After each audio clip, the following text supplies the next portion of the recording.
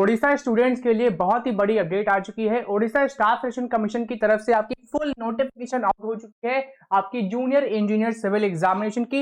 इस वीडियो में मैं आपको बताने वाला हूं इसमें आपका एलिजिबिलिटी क्राइटेरिया क्या रहने वाला है, टोटल नंबर ऑफ वैकेंसीज कब से आपकी कितनी क्या है, स्टार्टिंग डेट एंडिंग डेट आपको यहाँ पर दिख रही है, इसके बारे में भी कंप्लीट डिस्कशन यहाँ पर होगा। एग्जाम पैटर्न सिलेक्शन का प्रोसेस क्या रहेगा, सैलरी कितनी क्या मिलेगी, कंप्लीट इंफॉर्मेशन मैं आपको इस फुल नोटिफिकेशन के जरिए से आपको मैं बताऊंगा।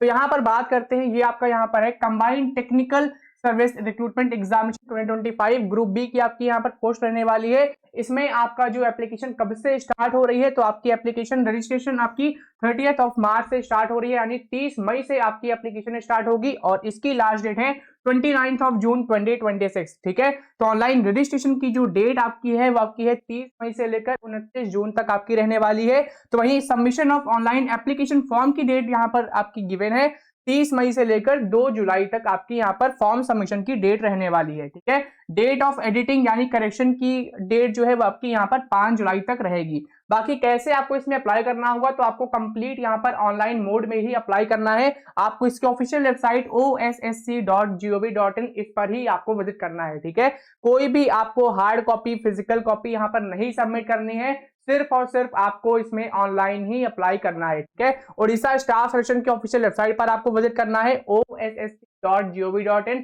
इस पर ही जाकर आपको अप्लाई करना है। अब चलिए बात करते हैं यहाँ पर कौन कौन सी आपकी पोस्ट यहाँ पर रहने वाली है। तो यहाँ पर आप देख सकते हो पोस्ट सर्विसेज और कितनी क्या वैकेंसी है, वो सारी डिटेल्स आपको यहाँ पर लिखेंगी। पहली आपकी यहाँ पर है जूनियर इंजीनियर सिविल, ये आपकी है वाटर रिसोर्स डिपार्टमेंट में। Total number of vacancies water resource department में आपकी 24 है। 24 में से 8 वैकेंसी आपकी विमेन के लिए यहाँ पर रिजर्व्ड है। ठीक है, ये आपकी एक ग्रुप बी कैटेगरी की पोस्ट है और इसमें अगर हम पे मैट्रिक्स लेवल की बात करें तो लेवल 9 के अकॉर्डिंग यहाँ पर आपको सैलरी मिलेगी। ठीक है, नेक्स्ट आपकी है जूनियर इंजीनियर सिविल, ये आपकी है पंचायती राज एंड ड्रिंकिंग वाटर डिपार्टमेंट में। टोटल नंबर ऑफ वैकेंसीज आपकी यहाँ पर 450 है, इसमें से 150 वैकेंसीज आपकी विमेन्स के लिए यहाँ पर रिजर्व्ड है। ठीक है, ये भी आपकी एक ग्रुप बी कैटेगरी की पोस्ट रहने वाली है। नेक्स्ट आपकी है जूनियर इंजीनियर सिविल, ये आपकी है म्युनिसिपल एडमिनिस्ट्रेशन डिपार्टमेंट में। टोटल नंबर ऑफ वैकेंसीज आपकी यहाँ पर 132 है और इसमें से आपकी विमेन्स के लिए 44 वैकेंसीज यहाँ पर रिजर्व रहेंगी। नेक्स्ट आपकी है आर्किटेक्चरल असिस्टेंट की, जिसमें 23 वैकेंसी है, 7 वैकेंसी आपकी विमेन्स के लिए यहाँ पर रिजर्व है। इस वीडियो में हम खास यहाँ पर जूनियर इंजीनियर सिविल एग्जाम्स की ही यहाँ पर बात करेंगे। ठीक है, बाकी आप यहाँ पर चीजें देख सकते हो, जैसे कि जूनियर ड्राफ्ट्समैन सिविल, ये भी आपकी एक वैकेंसी है, ये आपकी है Orissa Bhubaneswar rural work department में और यहाँ पे 7 वैकेंसी है, 2 वैकेंसी आपकी विमेन्स के लिए रिजर्व है। ये आपकी एक ग्रुप सी कैटेगरी की पोस्ट है, लेवल 8 यहाँ पर सैलरी का रहेगा।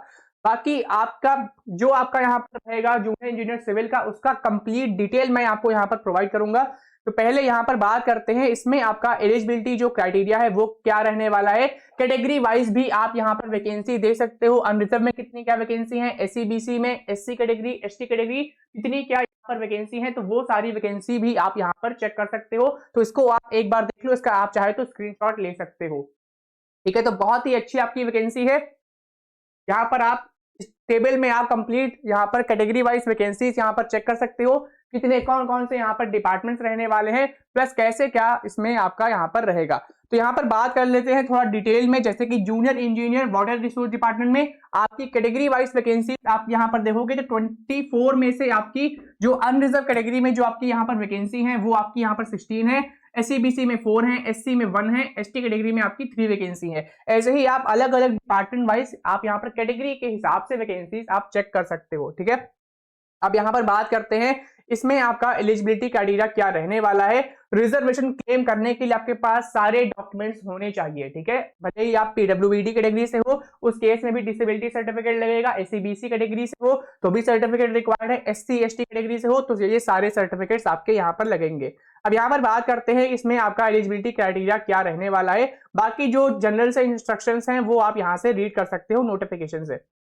इस नोटिफिकेशन को मैंने अपने टेलीग्राम ग्रुप पर अपलोड कर दिया है। टेलीग्राम ग्रुप है हमारा गवर्नमेंट जॉब अपडेट ग्रुप, तो उसको जरूर ज्वाइन कर ले। बाकी जो जनरल इंफॉर्मेशन है वो आप यहाँ पर रीड करो। अब यहाँ पर बात करते हैं इसमें आपकी एजुकेशन क्वालिफिकेशन, आप यहाँ पर देखोगे तो ये आपकी यहाँ पर मेंशन्ड है। जैसे कि अगर आप जूनियर इंजीनियर सिविल की हम यहाँ पर बात करें तो उसमें कौन से स्टूडेंट्स अप्लाई कर सकते हैं, तो जिसने डिप्लोमा इन सिविल इंजीनियरिंग में किया है सिर्फ वही इसमें अप्लाई कर सकते हैं। डिप्लोमा होल्डर्स के लिए बहुत ही बड़ी अपॉर्चुनिटी है। डिप्लोमा अगर आपने सिविल इंजीनियरिंग में किया है तो फिर आप जूनियर इंजीनियर सिविल की पोजीशन पर अप्लाई कर सकते हैं। ठीक है, जूनियर इंजीनियर सिविल की जितनी भी पोस्ट है सब में आपका डिप्लोमा इन सिविल इंजीनियरिंग ही कंसीडर किया जा रहा है। ठीक है, कमेंट में अब आप मत पूछिएगा बी बीटेक अप्लाई कर सकते हैं या नहीं, सिर्फ इसमें डिप्लोमा होल्डर्स ही एलिजिबल है। डिप्लोमा अगर आपने सिविल में किया है, सिविल इंजीनियरिंग में, तो फिर आप इसमें अप्लाई कर सकते हो। ठीक है, अब मिनिमम एज यहाँ पे 21 ईयर है, मैक्सिमम यहाँ पर एज आपकी जो है 42 ईयर्स यहाँ पर रखी गई है। लेकिन जैसा कि सभी को पता है रिजर्व कैटेगरीज है हमारे पास है, उनको अपर एज लिमिट में रिलैक्सेशन प्रोवाइड किया जाता है। जैसे कि आप यहाँ पर देखोगे 5 ईयर्स का अपर एज लिमिट में रिलैक्सेशन प्रोवाइड किया गया है। एससी बीसी कैटेगरी को, एससी कैटेगरी, एसटी कैटेगरी और सभी विमेन कैंडिडेट्स को 5 ईयर्स का अपर एज लिमिट में एज रिलैक्सेशन भी प्रोवाइड किया गया है। जो कैंडिडेट्स पीडब्ल्यूबीडी कैटेगरी से हैं उनको 10 ईयर्स का अपर एज लिमिट में एज रिलैक्सेशन प्रोवाइड किया गया है। बाकी यहाँ पर डिटेल डिस्कस करते हैं। तो एग्जामिनेशन फी आप यहाँ पर देख सकते हो 500 रुपीज यहाँ पर रहने वाली है। Plan and pattern of examination यहाँ पर देखेंगे तो यहाँ पे 3 आपकी यहाँ पर स्टेज रहने वाली है। पहली आपकी स्टेज यहाँ पर है प्रिलिमिनरी एग्जामिनेशन, प्रीलिम्स। सेकेंड आपकी यहाँ पर है मेन रिटन एग्जामिनेशन और थर्ड स्टेज आपकी डीबी आप कह सकते हो, certificate verification, kind of document verification round आपका यहाँ पर थर्ड स्टेज है। ठीक है, पहली स्टेज आपकी जो प्रीलिम्स एग्जामिनेशन है इसमें आप यहाँ पर देखोगे तो इसमें आपका एक पेपर होगा। अब इस पेपर में बहुत से आपके सेक्शन होंगे, जैसे सेक्शन कौन कौन से, अरिथमेटिक का सेक्शन होगा, डेटा इंटरप्रिटेशन सेक्शन होगा, logical reasoning analytical ability section होगा, current events of national international importance ये सेक्शन आपका रहेगा, कंप्यूटर इंटरनेट अवेयरनेस, ये सारे सेक्शन आपके प्रीलिम्स एग्जाम में पूछे जाएंगे। यानी क्वेश्चन आपसे जो जाएंगे प्रीलिम्स में आपके इस सेक्शन से होंगे। ठीक है, इसमें आपके 150 मार्क्स का ये सेक्शन होगा, 150 मिनट यहाँ पर आपकी ड्यूरेशन रहने वाली है प्रीलिम्स एग्जाम की। अब आते हैं मेंस एग्जाम में। तो जब कैंडिडेट्स प्रीलिम्स एग्जाम क्वालिफाई कर लेगा फिर जाएगा नेक्स्ट स्टेज में, जो कि नेक्स्ट स्टेज यहाँ पर है आपकी main written examination.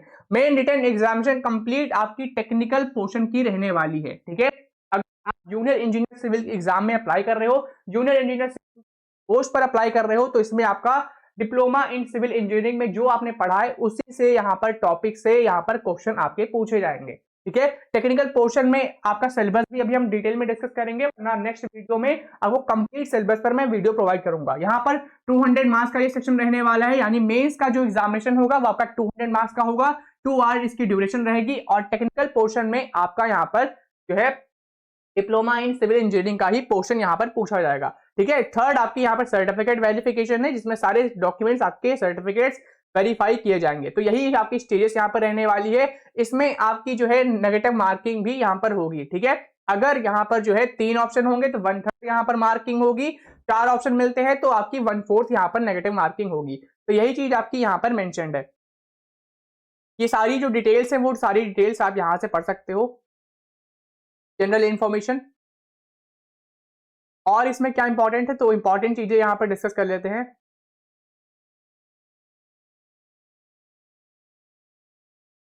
Starting date, ending date मैंने आपको ऑलरेडी बता दी है। यहाँ पर अंडरटेकिंग, यहाँ पर प्रोफॉर्मा फॉर्म से ये सब देख सकते हो। एससी एसटी कैटेगरी से हो तो कौन कौन से सर्टिफिकेट्स यहाँ पर लगने वाले हैं।